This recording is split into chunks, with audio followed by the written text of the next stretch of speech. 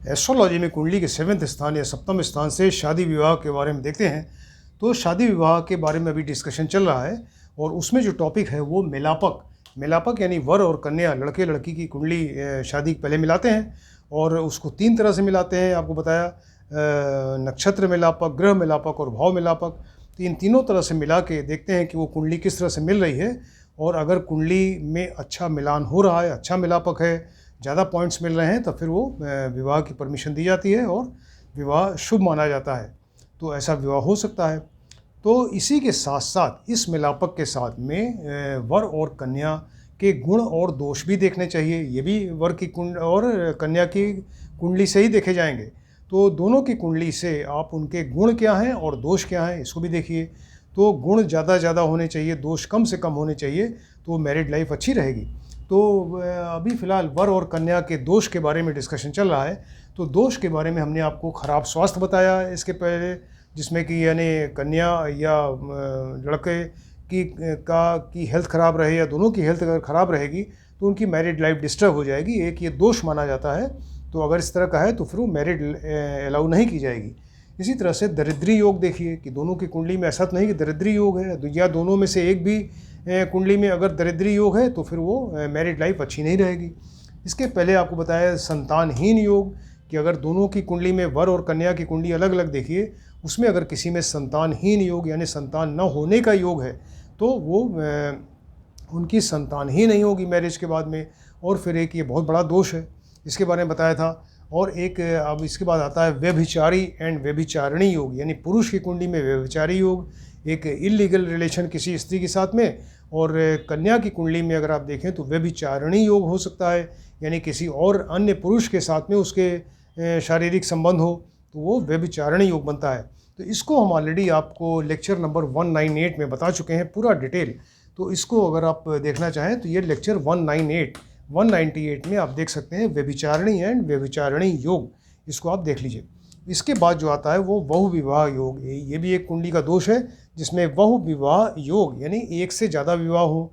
तो ये लड़के की कुंडली में देखते हैं कि लड़के की कुंडली में कहीं ऐसा नहीं कि बहु विवाह योग है, वो कुंडली देख के आपको पता चल जाएगा कि मोर देन वन योग इनकी कुंडली में है क्या शादी का। तो बहु विवाह योग का मतलब ये है कि एक से ज़्यादा शादी हो तो उसको बहु विवाह योग कहेंगे, राइट।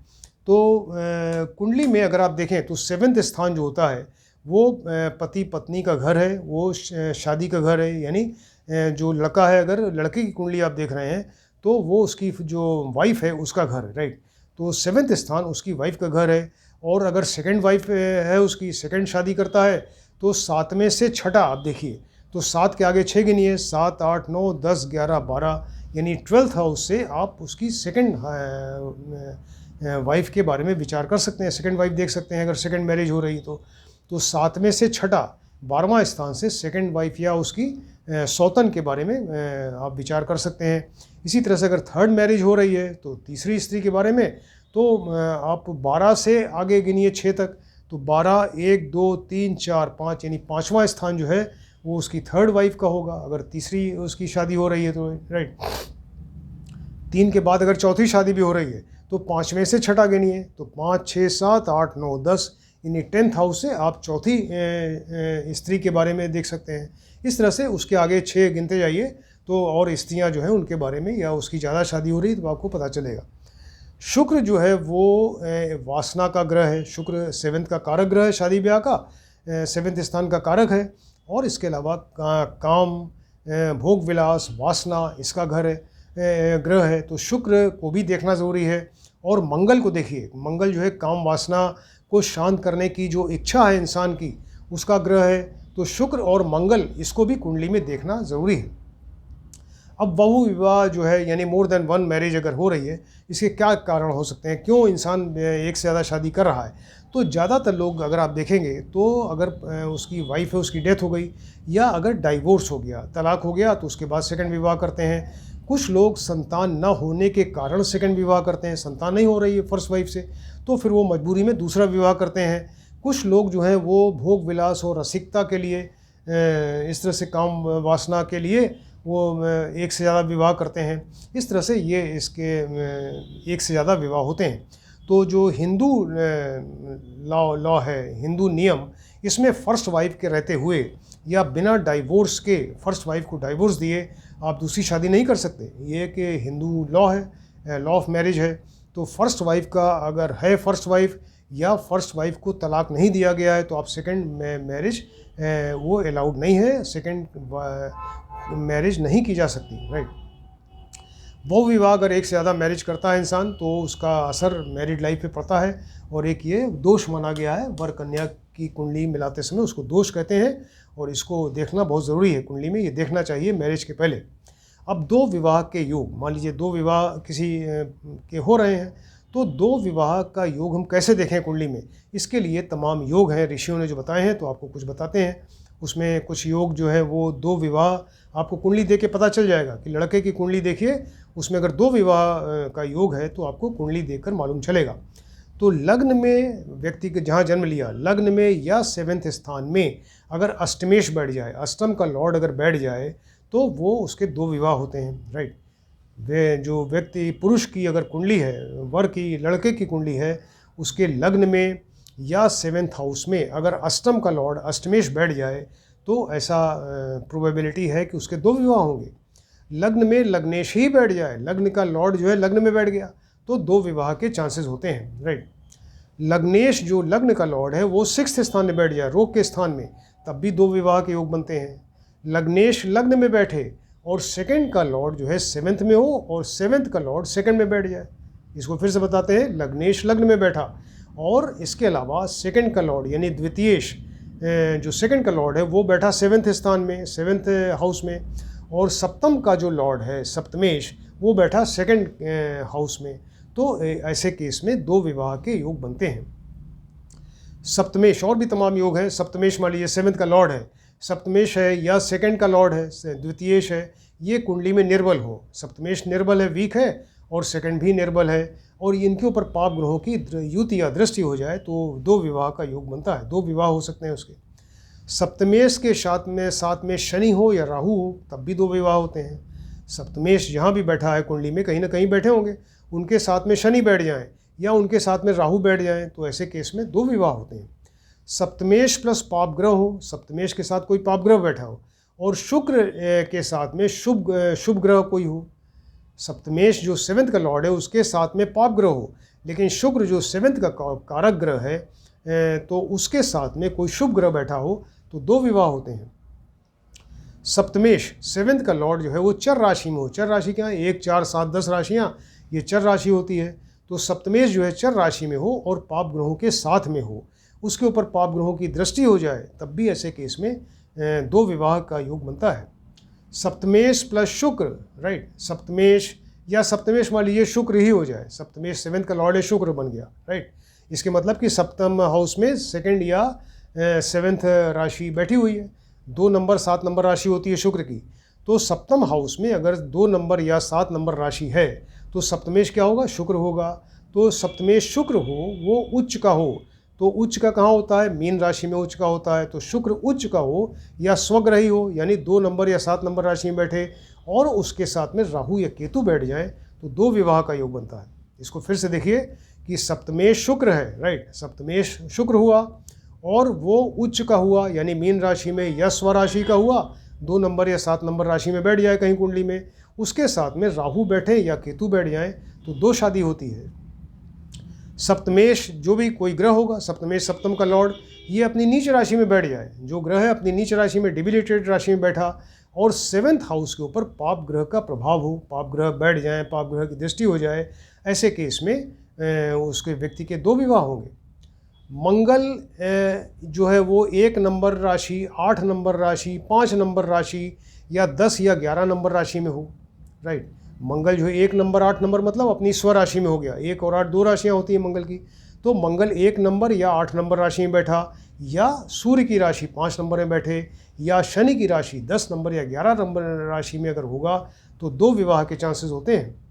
शुक्र चर राशि में हो, चर राशि आपको बताया 1, 4, 7, 10 राशियाँ चर राशि होती हैं, तो शुक्र जो है वो चर राशि में हो और साथ में पाप ग्रह हो और 7th हाउस के में पाप ग्रह बैठे हों या पाप ग्रह की दृष्टि हो जाए। तो शुक्र जो है चर राशि में है, पाप ग्रह के साथ में है और 7th हाउस में पाप ग्रह बैठा हो या पाप ग्रह की दृष्टि हो जाए तो ऐसे व्यक्ति के 2 विवाह होंगे। 2 जीवित पत्नियों के योग, यानी पहली पत्नी की डेथ नहीं हुई और पहली पत्नी को डाइवोर्स भी नहीं दिया गया, तो वो पहली पत्नी के रहते हुए दूसरा विवाह कुछ लोग कर लेते हैं, राइट। तो या कोई केप्ट रख लेते हैं, यानी जिसको रखैल कहते हैं। तो 2 जीवित पत्नियां अगर हैं तो उनके भी योग बताए गए हैं। तो इसमें 2nd Lord and 7th Lord अगर दोनों शुक्र से युत या दृष्ट हो, 7th का लॉर्ड 2nd का लॉर्ड यानी द्वितीयेश और 7th का लॉर्ड यानी सप्तमेश, द्वितीयेश और सप्तमेश दोनों शुक्र से युत या दृष्ट हो तो व्यक्ति जो है उसकी 2 शादियां होंगी और दोनों वाइफ अभी जिंदा हैं, यानी दोनों पहली वाइफ के रहते हुए दूसरी शादी कर रहा है, राइट। 7th हाउस जो सप्तम स्थान है उसमें मंगल प्लस शुक्र हो। 7th हाउस सप्तम स्थान में मंगल प्लस शुक्र हो या चंद्र प्लस मंगल हो और 8th हाउस में लग्नेश बैठ जाए, तब भी ऐसे केस में पहली पत्नी के रहते हुए दूसरा विवाह करेगा। 7th हाउस में मंगल प्लस शुक्र हुआ या चंद्र प्लस मंगल हुआ और 8th हाउस में लग्नेश बैठ गया, ऐसे केस में पहली पत्नी के रहते हुए दूसरी शादी करेगा या कोई केप्ट रखेगा अपने साथ में। 7th हाउस में सूर्य प्लस राहु, सप्तम स्थान है उसमें सूर्य के साथ में राहु बैठ जाए तो ऐसे व्यक्ति की फिर 2 जीवित पत्नियां होंगी, यानी पहली पत्नी के रहते हुए दूसरी शादी कर लेगा। और भी योग है बहुविवाह योग है, यानी मोर देन 2 मैरिज अगर हो रही है, अभी 2-3 मैरिज हो, 4 मैरिज हो, ऐसे भी लोग मिलेंगे आपको। बहुविवाह योग उसको कहते हैं जब भी 2 से ज़्यादा विवाह हो। इसके भी योग हैं कि लग्न है 2nd हाउस या 7th हाउस में, लग्न 2nd हाउस द्वितीय हाउस 2nd नंबर हाउस या 7th नंबर हाउस सप्तम में पाप ग्रह हो और 7th का लॉर्ड जो है वो नीच राशि में हो। 7th का लॉर्ड कोई सप्तमेश कोई ग्रह होगा वो अपनी नीच राशि में बैठ जाए, तो लग्न में 2nd हाउस में और सप्तम में पाप ग्रह बैठे हुए हैं और 7th का लॉर्ड जो है वो नीच राशि में हो तो व्यक्ति के 2 से ज़्यादा विवाह, उसके 3 विवाह होंगे, राइट। 2nd हाउस और 2nd Lord, 2nd house and 2nd Lord, देखिए 2nd हाउस एंड उसका लॉर्ड 2nd लॉर्ड हुआ द्वितीयेश और 7th हाउस और 7th लॉर्ड, यानी चारों के ऊपर पाप प्रभाव हो। 2nd house 2nd Lord and 7th house 7th का लॉर्ड, यानी चारों के ऊपर पाप ग्रहों की युति हो जाए, दृष्टि हो जाए तो व्यक्ति के 3 विवाह होंगे, राइट। 2nd का लॉर्ड एंड 12th का लॉर्ड, यानी द्वितीयेश और द्वादशेश दोनों मिलके 3rd हाउस में बैठ जाएं। 2nd का लॉर्ड और 12th का लॉर्ड दोनों मिलके 3rd हाउस में बैठ जाएं, तृतीय हाउस में उन पर गुरु या नवमेश की दृष्टि हो जाए तो व्यक्ति के 2 से ज़्यादा विवाह होंगे। 7th हाउस में बृहस्पति उच्च के नवांश में हो, यानी जन्म कुंडली आप देख रहे हैं व्यक्ति की, पुरुष की, तो उसमें 7th हाउस में बृहस्पति बैठे हुए हैं 7th हाउस में, और वही बृहस्पति उसकी अगर नवमांश कुंडली देखिए D9 में तो वो अपनी उच्च राशि यानी कर्क राशि में वहाँ नवमांश कुंडली में बैठा हुआ है बृहस्पति। तो 7th हाउस का बृहस्पति जो है उच्च के नवांश में हो तो व्यक्ति के 2 से ज़्यादा विवाह होंगे, राइट। 7th का लॉर्ड सप्तमेश अपनी नीच राशि में हो, 7th का लॉर्ड सप्तमेश जो है वो नीच राशि डिबिलिटेड राशि में बैठ जाए और लग्न 2nd एंड 7th हाउस में पाप ग्रह हो, लग्न 2nd हाउस और 7th हाउस में पाप ग्रह बैठ जाएं तो 7th का लॉर्ड नीच राशि में बैठा और साथ ही साथ लग्न 2nd एंड 7th हाउस में पाप ग्रह बैठ जाएं या पाप ग्रह की दृष्टि हो जाए तो ऐसे व्यक्ति की 2 से ज़्यादा विवाह होंगे। 7th का लॉर्ड और 11th का लॉर्ड साथ साथ में हो, 7th का लॉर्ड और 11th जो लाभ एंड प्रॉफिट का घर है, तो 7th का लॉर्ड और 11th का लॉर्ड ये साथ में हो और 7th हाउस में शुक्र बैठ जाए तो ऐसे केस में 2 से ज़्यादा विवाह होंगे।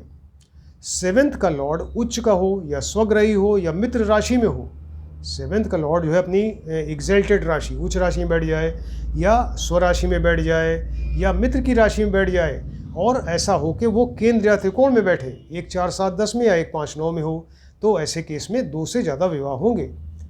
पापी शुक्र जो है पापी हो, राइट, वो मतलब शुभ नहीं है, पापी कोई शुक्र है वो द्विस्वभाव राशि 3 6 9 12 होती है, तो पापी शुक्र जो है वो मारक शुक्र हो योग कारक ना हो, वो द्विस्वभाव राशि 3 6 9 12 में राहु या मंगल के साथ में हो।